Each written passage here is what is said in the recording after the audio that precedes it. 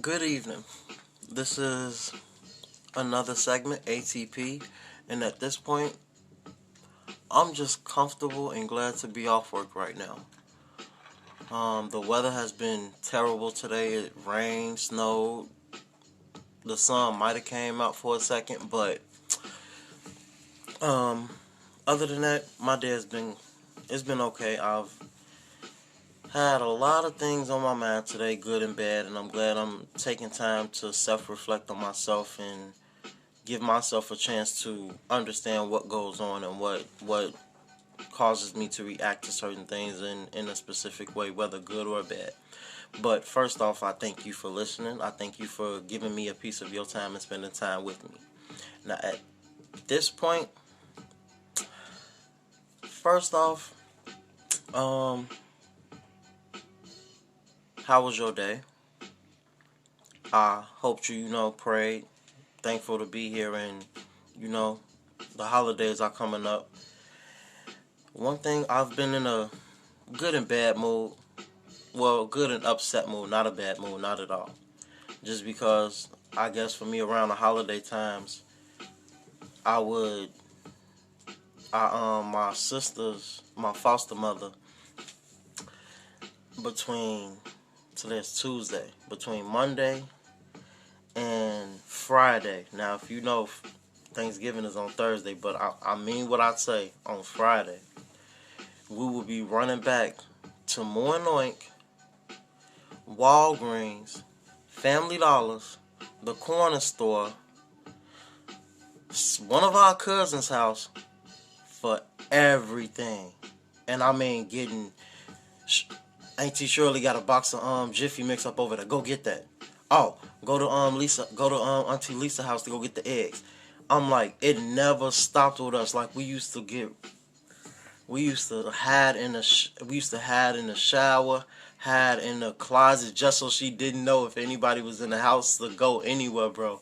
So for me now being older and appreciating just it all panned out good because the food was good. The cakes, the desserts, like it just made you feel like, man, I worked hard for this. I was stirring that pot. I was licking the cake mix bowl. You feel what I'm saying? Like just good memories that I've had over the past years that now I'm older and I'm able to appreciate.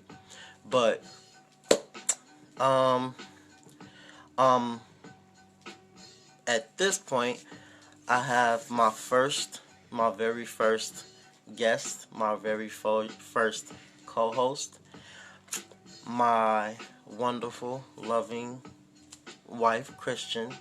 And for one thing that I do say, I don't, for me, I don't believe in, or I don't feel comfortable calling my wife queen or saying anything like that, what she is. But me being honest, I call in my head. I don't.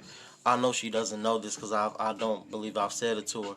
But just between me and God, this woman is my goddess. And what I mean by that is, at the time, I was just study praying to God, like, God, I know it's somebody that for me. So it'd be like, God, So for me, it's like a little joke I have with my inner self, like she's my goddess, and when I was thinking about him, like, God, I know it's at least somebody that for me. I know I'm a little twisted and whatever, but God, at least God is like, God, I know you hear me talking to you. I done left like 3 voicemails. So without further ado, this is my wonderful wife. Please introduce yourself. Hello, listeners.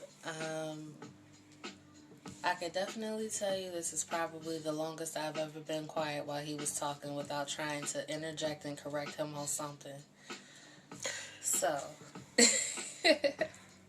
it's really, really hard sitting over here being a guest in his little shindig and his showdown and not being a boss. Yes, because this is, at this point, this is my segment. This is me. And I definitely appreciate you in allowing me to have what I It's your have. thing. It's your thing. That's fine. So if I can start it off. Um, my first question to you is, if you had, if you were just granted, or if you just earned, however, $5 million, what would you invest in? What would you like? What would be your move if you came into $5 million? If I wasn't thinking, and this is probably still gonna be the same thing I would do if I was thinking, is run back to the south side of Chicago where I'm from and buy up all the vacant lots and foreclosed houses and put those properties in my pocket.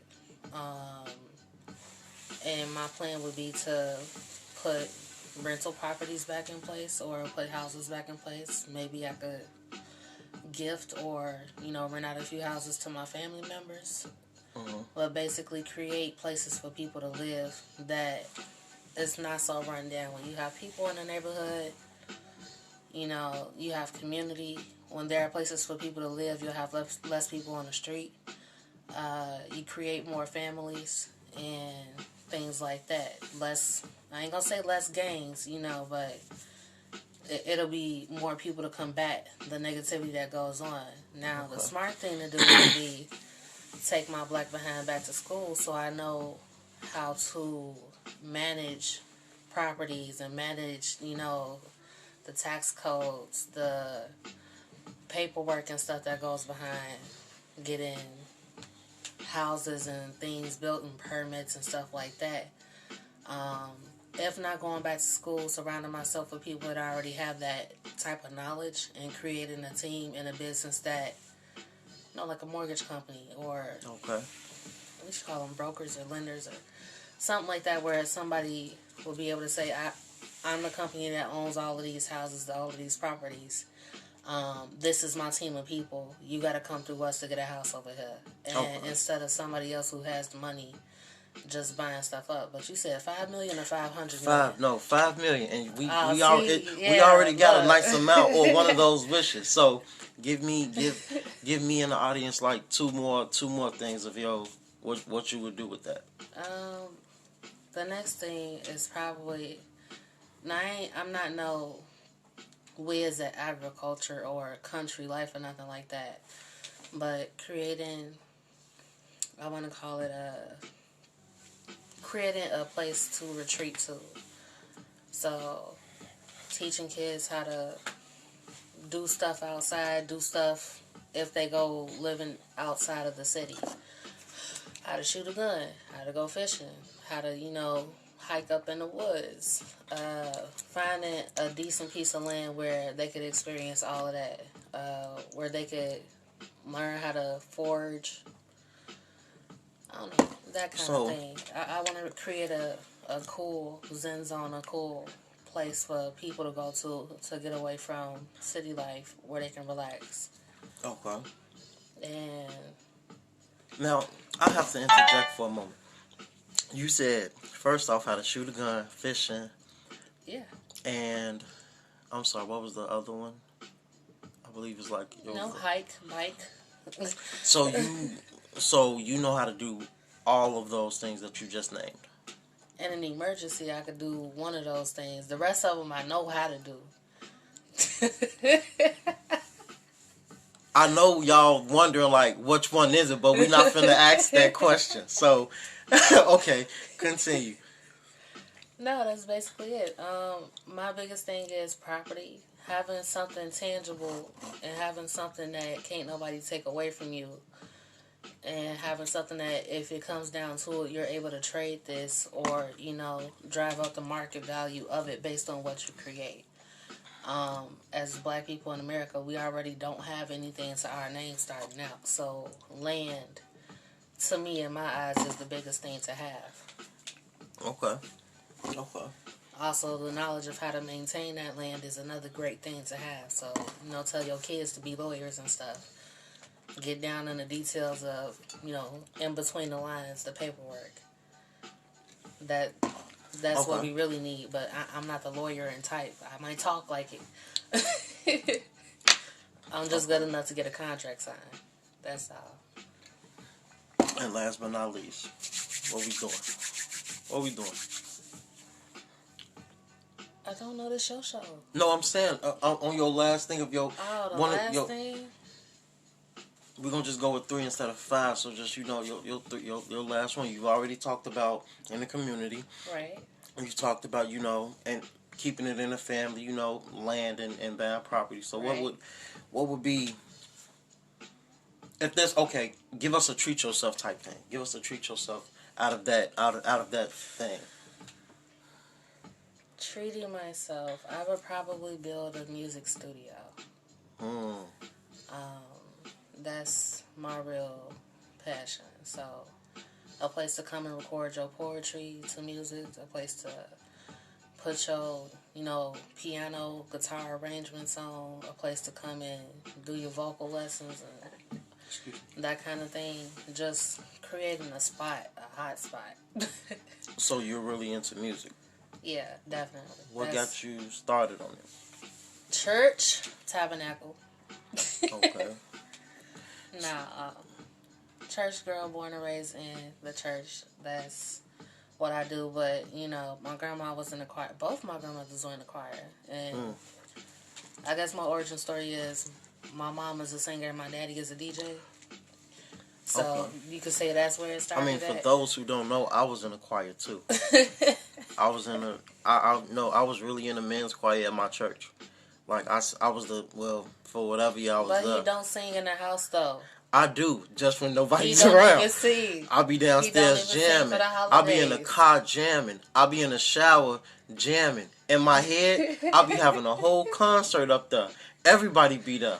Everybody. The one note. All his kids can sing. Down to the baby. All his kids can sing.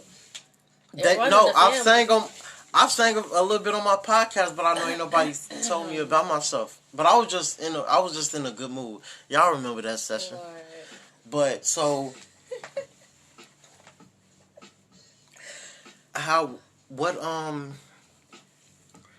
as far as the church life, what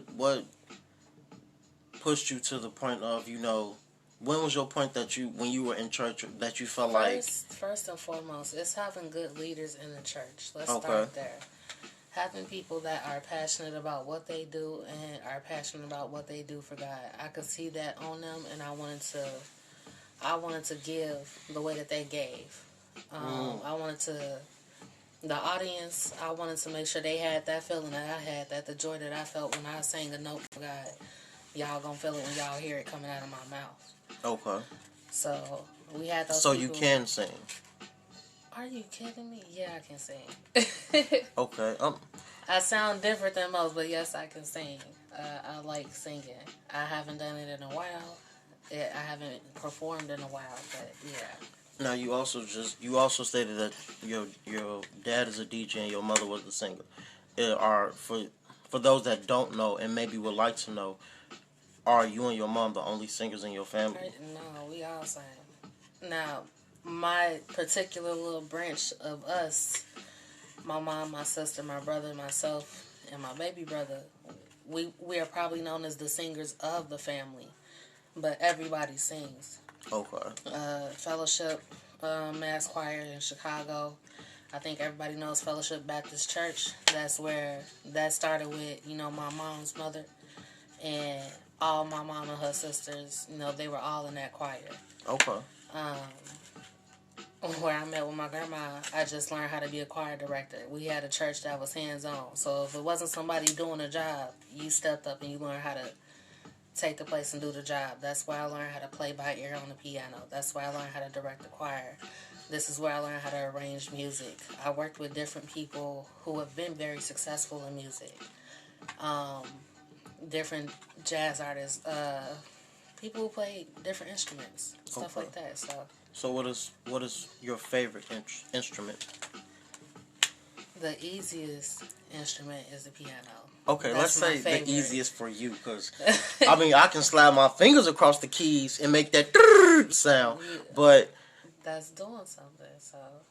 So I got skills. Like if I can, everybody know when they had their grandma piano at their grandparents' house. That's doing something. You just gotta wanna continue to make noise. That's all. Like don't make noise. Don't just go banging on it. It's a respectable instrument.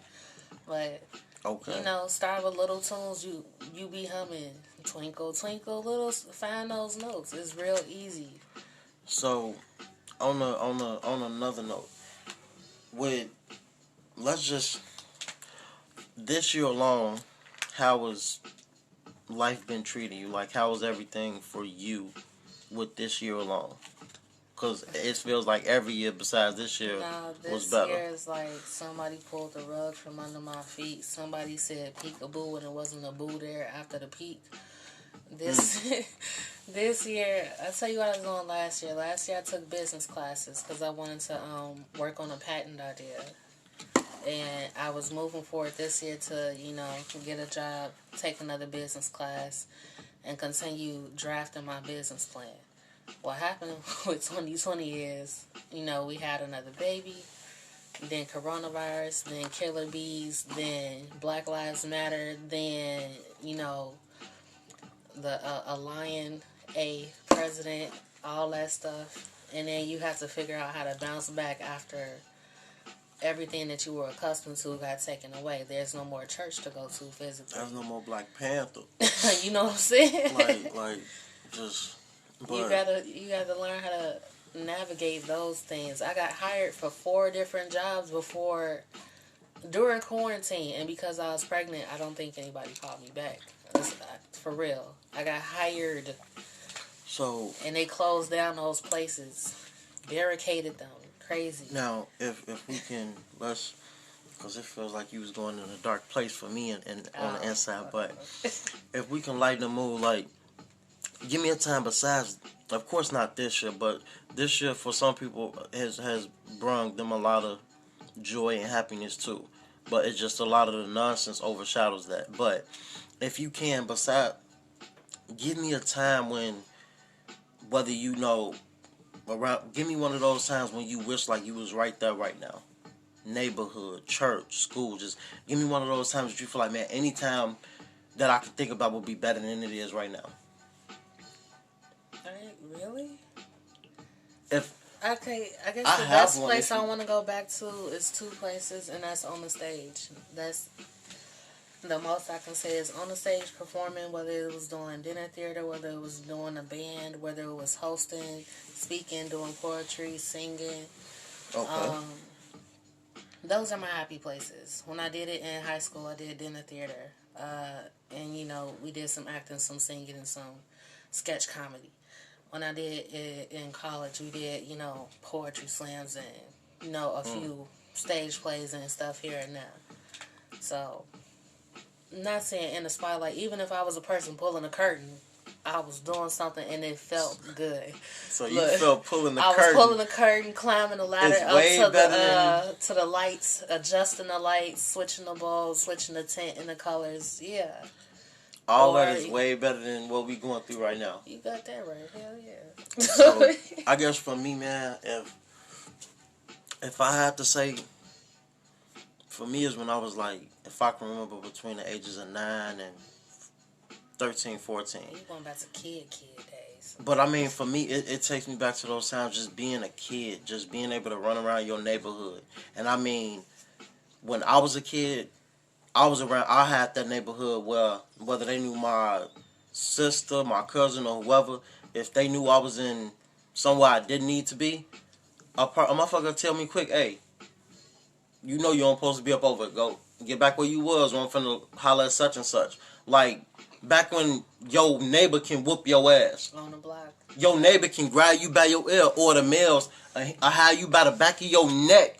Dragging you back to your mama. Yeah, or letting your older people know, like, man, shorty over there with you know who. You feel what I'm saying? And besides that, just I ain't been to a candy store or a candy house in years. Cause for me, what we had, cause I stayed on the west side of Chicago, on Ohio and Laramie. We had the corner store right off Laramie and Chicago Avenue, or right off Laramie in Ohio. Then we had, if I'm saying her name correct, Marie's. She stayed right next door to my childhood friend Xavier. Then we had Grandma's, that was right up the street from her. But yeah, right up the street from her. Then right off the alley we had Pete's. Then we had, if we were going by the elementary school, we had the gas station. So just being a kid, like our main thing was to always, like on Fridays when we have a little pizza party or whatever, it was our job to go to whatever one of these stores that opened up first, or whoever houses opened up first, to get nothing but chips, candy, and pop. Period. But if we was feeling Chips, selfish, candy, pop. yes. You listen to Cookie. No. Okay, if I want to go to example, okay, let me for us '90s babies. With the main thing, fruity too. What is it? Fruity. Yeah, fruities. The I don't know if y'all Man. the blue balls, like the blue and red balls, they turn your color the same.